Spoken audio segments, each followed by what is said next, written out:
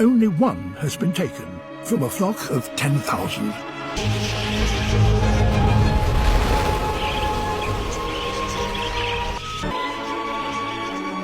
In a few days, they will leave the area on their never-ending search for the next brief opportunity to feed and drink. Apple snails.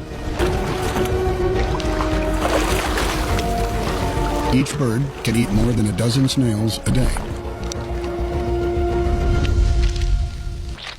A tool evolved for shucking snails.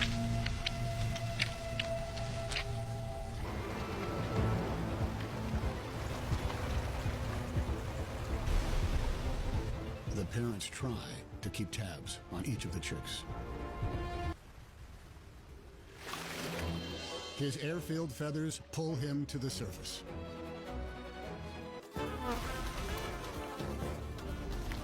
He's sure got his work cut out.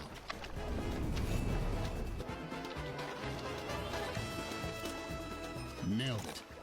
Overpowered. And now in deeper trouble than he knows. He's not ready to take on the big males right now.